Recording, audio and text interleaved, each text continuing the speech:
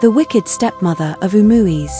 In the heart of Umuiz, a small Igbo village surrounded by vast forests and fertile lands, lived a kind widower named Namdi and his only daughter, Adeobi.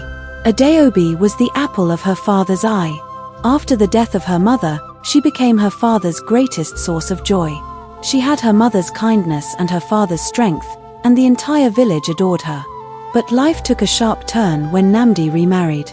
His new wife, Nneka, was a beautiful woman with a heart as cold as an Ogbunigwe landmine. Nneka envied Adeobi's beauty, grace, and the affection her father showered on her. Beneath her charming smile lay a deep hatred for the young girl. A house of sorrow. Soon after Nneka moved in, the once joyful household became a place of sorrow. Nneka made Adeobi's life miserable. She gave her the hardest chores, starved her, and punished her over trivial matters. Adeobi was forced to fetch water from the farthest stream and work in the farm under the scorching sun while her stepsisters lazed about in the shade. Namdi, unaware of the extent of the abuse, often dismissed Adeobi's quiet tears, thinking she was merely adjusting to her new family. Nneka made sure to act sweet and loving whenever he was around. The mysterious voice in the forest.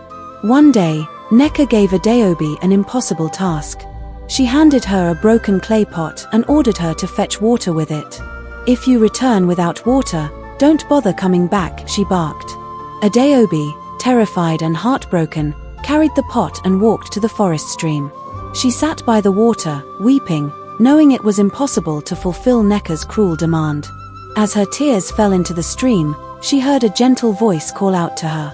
"My child, why do you cry?"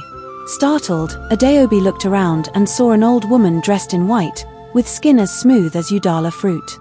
The woman's eyes glowed with kindness. Adeobi poured out her heart, explaining her plight. The old woman smiled and touched the broken pot. Suddenly, it was whole again, glistening as if it were made of gold. "Go, my dear," the woman said. "Fill your pot and return home.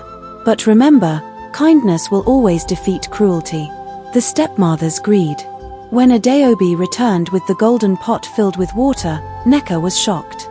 She demanded to know what happened, but Adeobi only said she met an old woman who helped her. Nneka, greedy for wealth, decided to visit the stream herself the next morning. She carried an old pot and pretended to be distressed, hoping to meet the mysterious woman. Sure enough, the old woman appeared.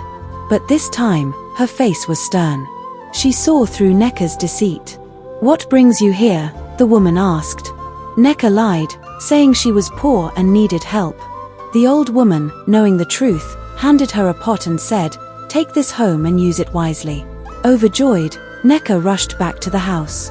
But when she opened the pot, instead of gold, it was filled with biting ants and scorpions that scattered all over the room. Nneka screamed and fled. Justice in the village. Word of Nneka's cruelty spread throughout Umuiz. The village elders summoned her and Namdi to the square. Adeobi tearfully recounted her experiences, and the villagers were outraged. Nneka was banished from the village, and her stepsisters were sent to live with distant relatives. Namdi, filled with regret, apologized to his daughter. He vowed to protect her and never let harm come to her again. Adeobi's life returned to peace, and the old woman from the forest was never seen again. But the villagers say that on quiet nights, if you listen carefully by the stream, you can hear her voice whispering, "Kindness will always defeat cruelty."